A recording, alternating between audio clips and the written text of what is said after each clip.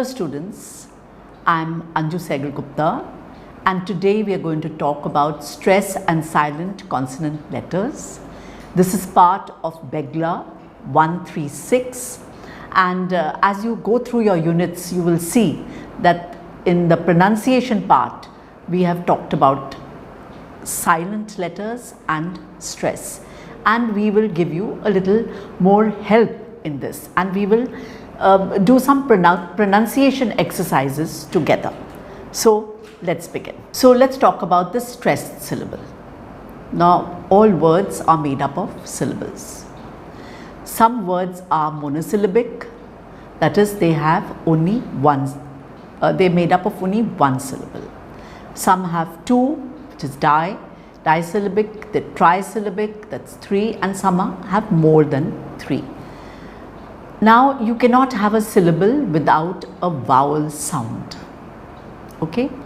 For any string of sounds to be called a syllable, it is important that there is a vowel sound.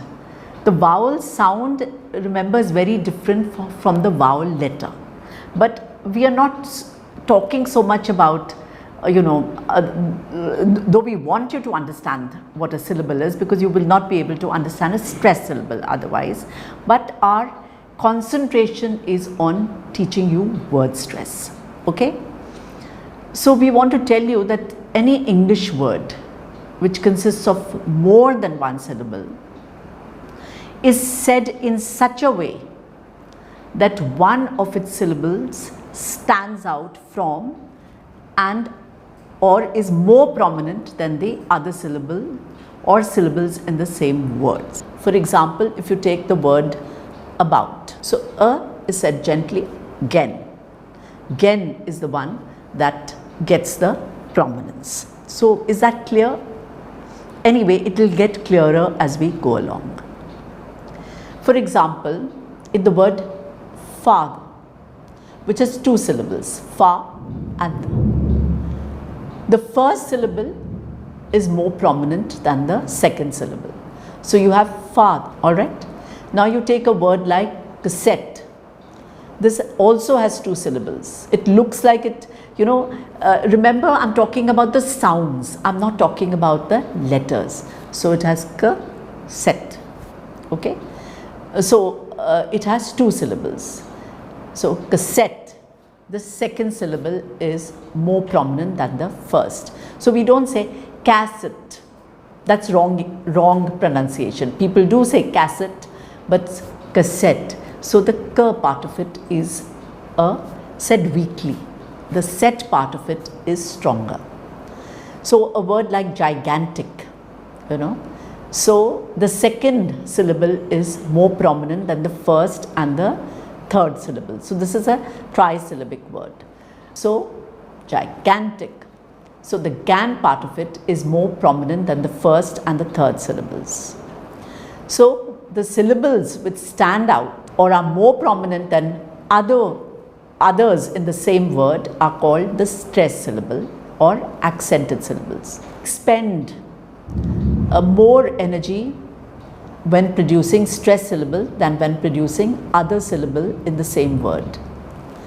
Listeners hear stressed syllables as being louder than other syllables in the same word. So we expend much more energy while producing stressed syllables than while producing other syllables in the same word. Syllables which are not stressed, like tick is not stressed, or k is not stressed, or the in father is not stressed, are known as unstressed or weak syllables. Now let's talk about primary stress and secondary stress. In some words of more than three syllables, there may be two syllables which stand out from the rest. Okay? In the word, for example, cigarette, which has three syllables, the third syllable is more prominent than the first syllables, okay, which is more prominent than the second syllable, all right? So cigarette, so the ret is the most prominent, but the sig has slight prominence, has no prominence, all right? Now you take the word like examination, which has 5 syllables. The second syllable, which is am, and the fourth syllable are more prominent than the other syllables. And between them, the fourth syllable is more prominent than the second syllable. So in such words, the most prominent of the stress syllables is called the main or the primary stress, and the other is called the secondary stress. And the stress syllable is marked with a vertical bar, which you will get to see above and before the syllable that is stressed. 2 syllables stands out from the rest in a word, the one receiving the primary stress and the other receives the secondary stress.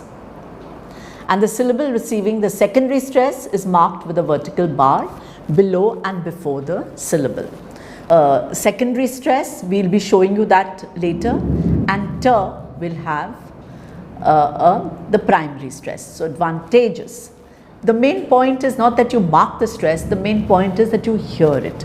Advantageous, examination, that is the main point that we want you to be aware of. That you say, that you write it is not so important for us, okay? So that when you get into the pronunciation part of it, you are able to handle it well.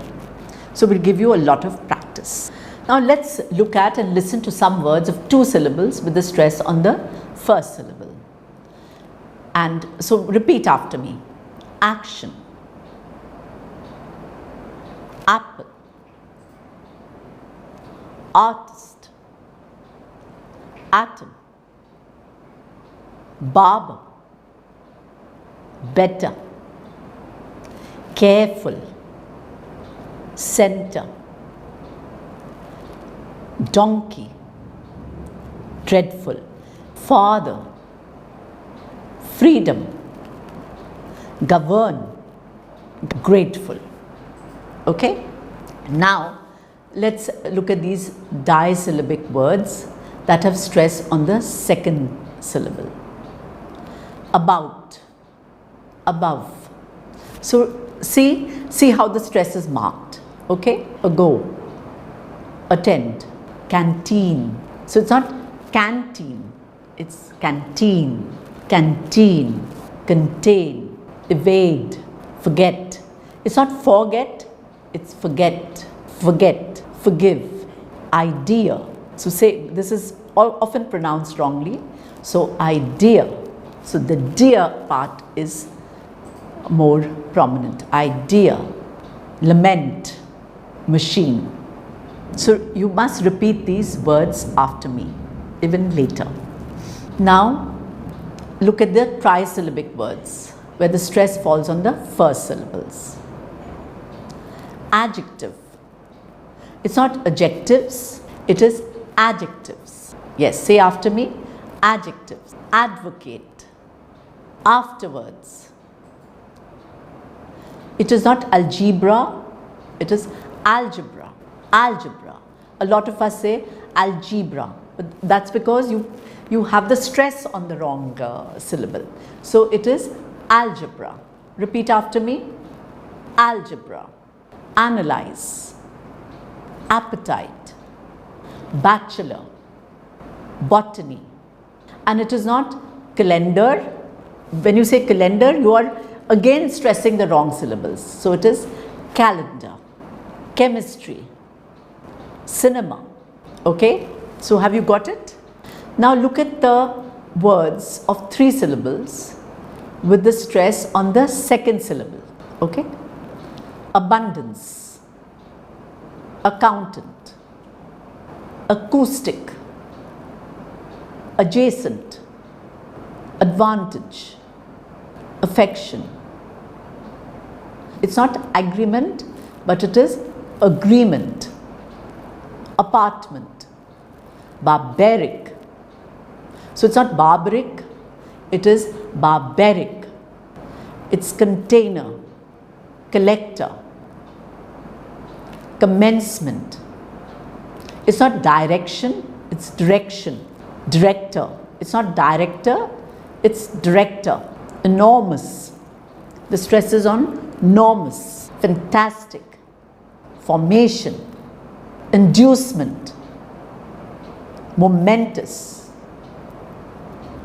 Okay, now we are looking at trisyllabic words which take the primary stress on the third syllable, and we want you to look at how we put the secondary stress, which is before and below, and the primary stress is before and above. But as I said, that's not the important part. That you can, if you look at the dictionary, you'll be able to, it is primarily to help you to look at the dictionary. So afternoon, it's afternoon, okay? So we say afternoon, actually it is afternoon. Apprehend, cigarette, overtake, refugee, refugee. You know, we say refugee. Please don't say refugee. It is refugee. Okay. So we're trying to make you aware of stress. So now when you listen to English news, or when you're a little doubtful about stress, please look up the dictionary or go to the pronunciation part in your cell phone, and you will be able to get the pronunciation of all these words. And to be able to pronounce correctly makes you an educated speaker of the language. Now, English has some rules which I want you to follow.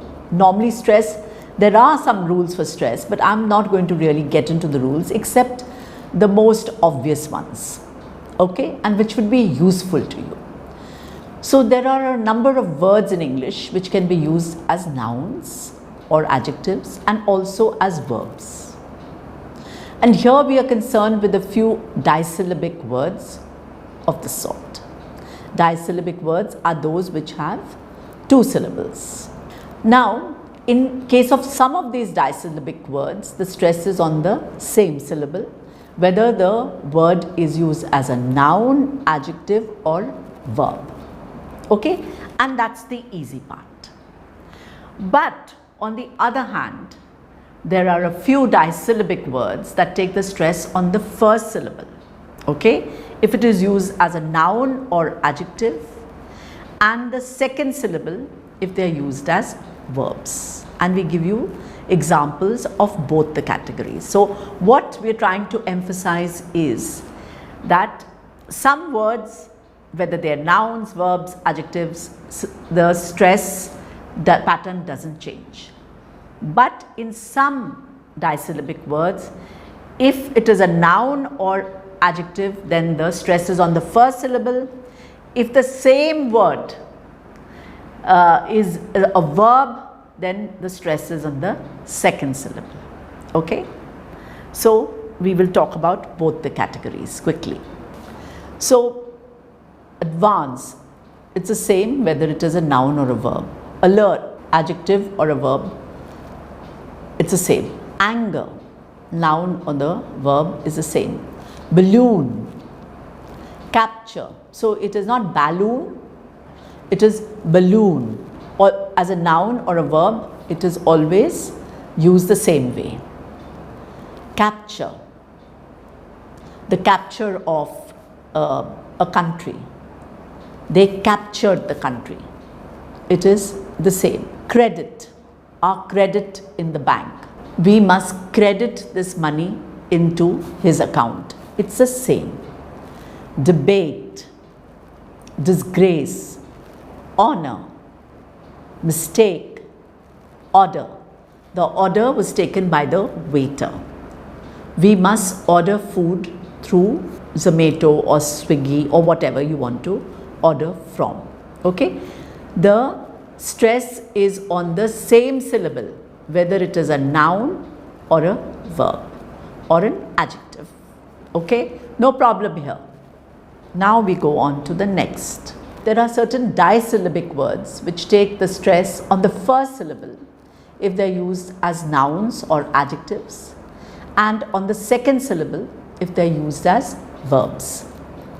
For example, he was absent. today. He absented himself because he had COVID.